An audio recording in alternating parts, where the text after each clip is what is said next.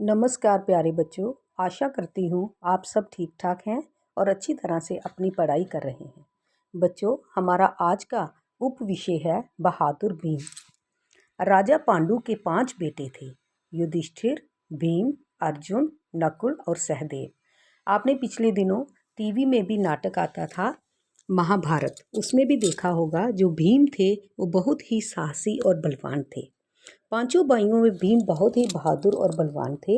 एक बार वन में घूमते घूमते 5 पांडव अपनी माता कुंती के साथ एक गांव में पहुंचे।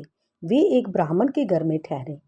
गांव के पास ही वन में एक राक्षस रहता था। गांव वाले राक्षस से बहुत परेशान थे। उन्हें प्रतिदिन ढेर सारा भोजन और एक आदमी राक्षस के पास भेजना पड़ता था। एक दिन ब्राह्मण के बेटे की बारी आई। ब्राह्मण का एक ही बेटा था। ब्राह्मण और उसकी पत्नी रो रहे थे।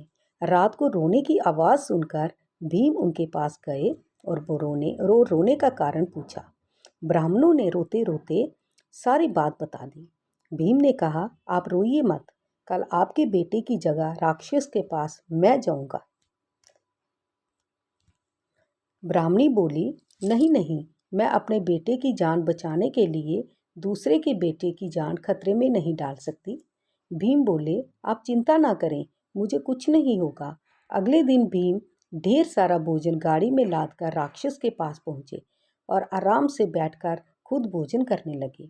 राक्षस को बड़ा गुस्सा आया। वह बोला, ये क्या कर रहा है? भीम ने कहा, देखता नहीं, खा रहा हूँ। भीम की बात सुनकर राक्षस गुस्से से पागल हो गया। वह भीम पर तेजी से झपटा। भीम तैयार थे। उन्होंने उछलकर जोर से एक लात राक्षस की कमर में जमाई। दोनों में जमकर लड़ाई हुई। भीम ने घूंसे मार मार कर राक्षस को बेहाल कर दिया।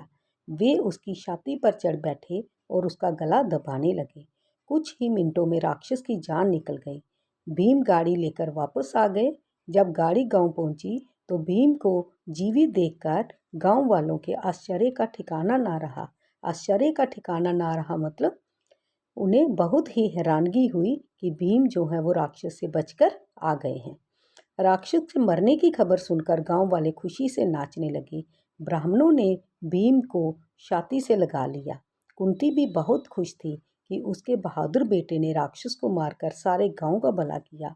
भीम को गले लगाते हुए कुंती ने कहा, बेटा, मुझे तुम पर गर्व है। देखो बेटा, अगर बेटा साहसी हो, बलवान हो, तो माँ बाप को उस बेटे पर कितना गर्व होता है, कितना अभिमान होता है। इस पाठ से हमने यही सीख लेनी है कि हमें साहसी बनना है और हमेशा हमने क्या करना है, एक दूसरे की मदद करनी है, कमज़ोर लोगों की मदद करनी है, ना कि बलवान होने के कारण उन पर रोब जमाना है या उनको अपनी ताकत दिखानी है।